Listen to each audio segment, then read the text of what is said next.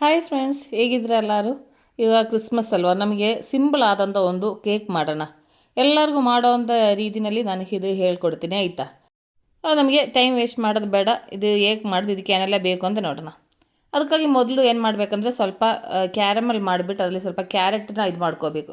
ಅದಕ್ಕಾಗಿ ನಾನು 1.5 table spoon ಶರ್ಕರೆ ಬಿಸಿ ಆದಂಥ ಪಾತ್ರದಲ್ಲಿ ಹಾಕ್ಬಿಟ್ಟು ಈ ಥರ ಮೆಲ್ಟ್ ಮಾಡಿಕೊಂಡು ಈ ಥರ ಕ್ಯಾರಮಲ್ ಮಾಡ್ತಾಯಿದ್ದೀನಿ. ಈಗ ನೋಡಿ, ಚೆನ್ನಾಗಿ ಒಂಥರ ಬ್ರೌನ್ ಕಲರ್ ಆಗಿದೆ. ಇದರಲ್ಲಿ ನಾನೊಂದು 1/4 ಗ್ಲಾಸು ನೀರು ಹಾಕ್ತಾಯಿದ್ದೀನಿ.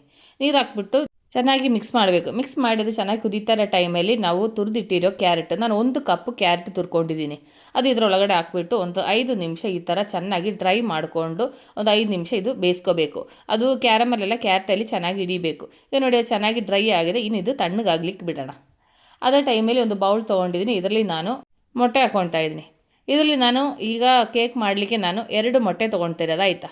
ಅವಾಗ 2 ಮೊಟ್ಟೆ ಕಟ್ ಮಾಡಿಬಿಟ್ಟು ಈ ಥರ ಹಾಕ್ಕೊಂಡಿದ್ದೀನಿ. ಅದಾದಮೇಲೆ ಇದರಲ್ಲಿ 3/4 ಕಪ್ಪು ಶರ್ಕರೆ ಪುಡಿ ಮಾಡಿರೋದು, ಆಯಿತಾ? ಶರ್ಕರೆ ಏನಕ್ಕೆ ಪುಡಿ ಮಾಡಿ ಹಾಕೋದಂದರೆ ಅದು ಚೆನ್ನಾಗಿ ಮೆಲ್ಟ್ ಆಗಲಿ ಅಂತ ನಾನು ಪುಡಿ ಮಾಡಿ ಹಾಕ್ತಾ ಇರೋದು. ಅದಾದಮೇಲೆ ಇದು ಬೀಟ್ರಲ್ಲಿ ಈ ಥರ ಚೆನ್ನಾಗಿ ಮಿಕ್ಸ್ ಮಾಡ್ಕೊತಾ ಇದ್ದೀನಿ. ನಿಮ್ಗೆ ಬೇಕಾದರೆ ಈ ಬೀಟ್ರಲ್ಲಿ ಈ ಥರ ಮಾಡ್ಕೋಬೋದು. ಇಲ್ಲದೇ ಇರೋರಿಗೆ ಮಿಕ್ಸಿ ಜಾರಲ್ಲಿ ನಾನು ತೋರಿಸ್ತಾ ಇರೋ ಥರ ಹಾಕ್ಬಿಟ್ಟು ಮಿಕ್ಸಿ ಜಾರಲ್ಲಿ ಈ ಥರ ಬೀಟ್ ಮಾಡ್ಕೋಬೋದು, ಆಯಿತಾ? ಈಗ ನೋಡಿ, ಅದು ಚೆನ್ನಾಗಿ ಬೀಟ್ ಮಾಡ್ಕೊಂಡಿದ್ದೀನಿ. ಅದಾದಮೇಲೆ ಇದರಲ್ಲಿ 1 ಟೀ ಸ್ಪೂನ್ ವಾನಿಲಾ ಎಸೆನ್ಸ್ ಹಾಕಿದ್ದೀನಿ. ಅದಾದಮೇಲೆ ಅದು ಚೆನ್ನಾಗಿ ಇನ್ನೊಂದು ಸರಿ 1-2 ನಿಮಿಷ ಚೆನ್ನಾಗಿ ಮಿಕ್ಸ್ ಮಾಡ್ಕೊಂಡಿದ್ದೀನಿ. ಅದಾದಮೇಲೆ ಇದ್ರ ಜೊತೆಯಲ್ಲಿ ಇನ್ನೂ ನಮಗೆ 3/4 ಕಪ್ಪು ಎಣ್ಣೆ ಹಾಕ್ತಾಯಿದ್ದೀನಿ. ಎಣ್ಣೆ ಹಾಕ್ಬಿಟ್ಟು ಅದು ಇದೇ ಥರ ಚೆನ್ನಾಗಿ ಒಂದು 2-3 ನಿಮಿಷ ಚೆನ್ನಾಗಿ ಈ ಥರ ಬೀಟ್ ಮಾಡ್ಕೋಬೇಕು. ಮಿಕ್ಸಿ ಜಾರಲ್ಲಿ ಮಾಡೋರು ಇದೇ ಥರ ಮಿಕ್ಸಿ ಜಾರಲ್ಲಿ ಮಾಡಿಕೊಂಡ್ರೆ ಆಯ್ತಾ.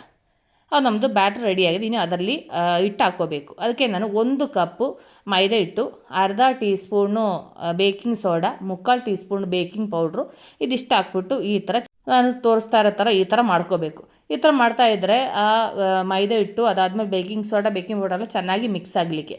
ಅದಾದಮೇಲೆ ನಾನು ಕೈಯಲ್ಲೂ ಇದು ಇನ್ನೊಂದು ಸರಿ ಮಿಕ್ಸ್ ಮಾಡ್ಕೊತಾ ಇದ್ದೀನಿ. ಯಾಕೆಂದರೆ ಅದು ಚೆನ್ನಾಗಿ ಹಿಟ್ಟು ಮಿಕ್ಸ್ ಆಗಬೇಕು, ಅದಕ್ಕೆ. ಅದಾದಮೇಲೆ ಈ ಮೈದಾ ಹಿಟ್ಟನ್ನ ನಾವು ಮೊಟ್ಟೆ ಬ್ಯಾಟರ್ ರೆಡಿ ಮಾಡಿ ಇಟ್ಟಿದ್ದೀವಲ್ಲ ಅದರೊಳಗಡೆ ಹಾಕ್ಬಿಟ್ಟು ಇದೇ ಥರ ಚೆನ್ನಾಗಿ ಈ ಥರ ಮಿಕ್ಸ್ ಮಾಡ್ಕೋಬೇಕು.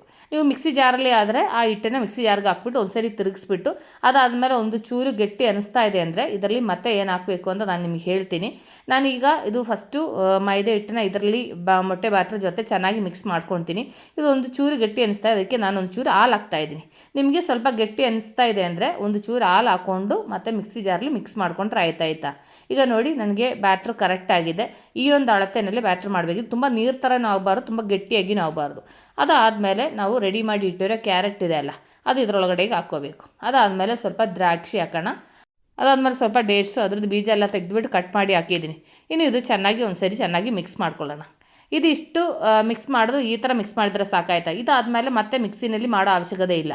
ನಾವು ಹಿಟ್ಟು ರೆಡಿ ಆಗೋ ತನಕ ಮಿಕ್ಸಿನಲ್ಲಿ ಮಾಡಿಕೊಂಡು ಅದಾದಮೇಲೆ ಒಂದು ಪಾತ್ರದಲ್ಲಿ ಶಿಫ್ಟ್ ಮಾಡಿಬಿಟ್ಟು ನನಗೆ ತೋರಿಸ್ತಾ ಇರೋ ಥರ ಮಿಕ್ಸ್ ಮಾಡಿದರೆ ಆಯ್ತಾ. ನಮ್ಮದು ಬ್ಯಾಟರ್ ರೆಡಿ ಆಗಿದೆ. ಅದಾದಮೇಲೆ ಕೇಕ್ ಮಾಡ್ಕೊಳ್ಳೋಣ. ಅದಕ್ಕೆ ನಾನು ಈ ಕೇಕ್ ಮಾಡೋ ಒಂದು ಪಾತ್ರದಲ್ಲಿ ಈ ಥರ ಒಂದು ಬಟರ್ ಪೇಪರ್ ಹಾಕ್ಕೊಂಡಿದ್ದೀನಿ. ನಿಮ್ಮ ಹತ್ರ ಈ ಥರ ಕೇಕ್ ಮಾಡೋ ಪಾತ್ರೆ ಇಲ್ಲ ಅಂದರೆ ಸ್ಟೀಲ್ ಪಾತ್ರೆದಲ್ಲೂ ಮಾಡ್ಕೋಬೋದು, ಆಯಿತಾ.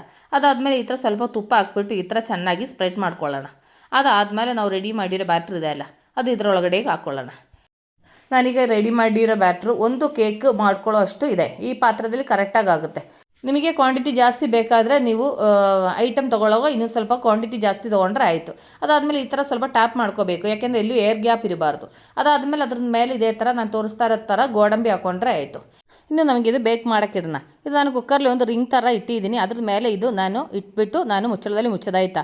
ಆಲ್ರೆಡಿ ಒಂದು 5 ನಿಮಿಷದಿಂದ ನಾನು ಇದು ಬಿಸಿ ಮಾಡ್ತಿದ್ದೆ. ಅದು ಕುಕ್ಕರ್ ಸ್ವಲ್ಪ ಬಿಸಿ ಇದೆ, ಅದಕ್ಕೆ ನಾನು ಬಟ್ಟೆನಲ್ಲಿ ಅದರದ್ದು ಮುಚ್ಚಳ ಮುಚ್ಚಿಸ್ತಾ ಇರೋದು, ಆಯಿತಾ. ಅದಾದಮೇಲೆ ವೆಯ್ಟ್ ಹಾಕಿದೆ. ಇನ್ನೊಂದು 45 ಮಿನಿಟ್ಸ್ ಆದಮೇಲೆ ಓಪನ್ ಮಾಡೋಣ. ಈಗ ಒಂದು 45 ಮಿನಿಟ್ಸ್ ಆಯಿತು. ಒಂದು ಟೂತ್ ಪಿಕ್ಕಲ್ಲಿ ನಮಗೆ ಅದು ಒಳಗಡೆ ಎಲ್ಲ ಬೆಂದೈತೆ ಅಂತ ನೋಡೋಣ. ಒಂದು ವೇಳೆ ಒಳಗಡೆ ಬೆಂದಿಲ್ಲ ಅಂದರೆ ನಮಗೆ ಇನ್ನೊಂದು 5 ನಿಮಿಷ ಇಟ್ಕೋಬೋದು. ಬಟ್ ಇದು ಕರೆಕ್ಟಾಗಿ ಬೆಂದೈತೆ ನೋಡಿ. ಟೂತ್ ಪಿಕ್ ಒಳಗಡೆನೇ ಹೊಟ್ಟೋಗಿದೆ ನೋಡಿ. ಒಂದು ಚೂರು ಎಲ್ಲೂ ಅಂಟ್ಕೊಳ್ತಾ ಇಲ್ಲ. ಅವಾಗ ನಮ್ಮದು ಕೇಕ್ ರೆಡಿಯಾಗಿದೆ. ಅವಾಗ ನಮಗೆ ಕುಕ್ಕರಿಂದ ಆಚೆ ತೆಗಿಯೋಣ. ತುಂಬ ಬಿಸಿ ಇದೆ, ಆಯಿತಾ. ಅದಕ್ಕೆ ಹುಷಾರಾಗಿ ತೆಗಿಬೇಕು.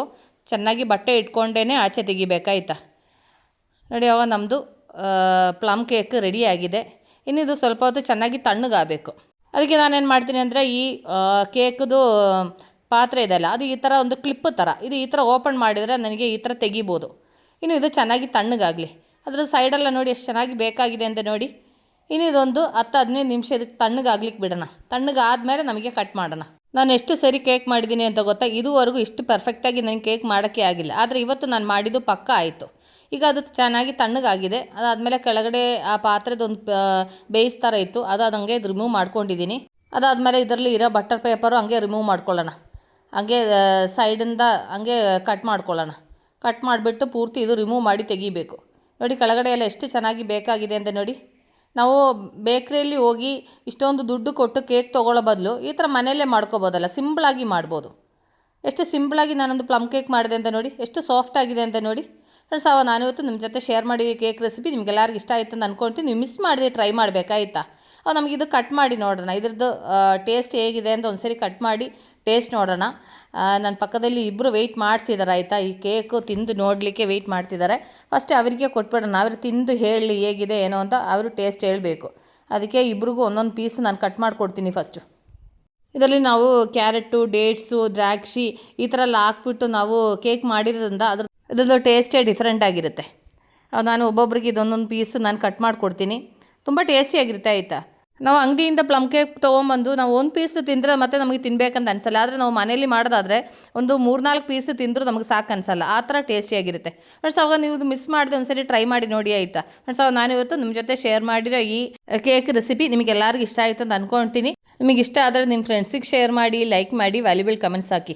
ನಾಳೆ ನಾವು ಹೊಸ ವೀಡಿಯೋಗೆ ಸಿಗೋ ತನಕ ಟೇಕ್ ಕೇರ್, ಬಾಯ್.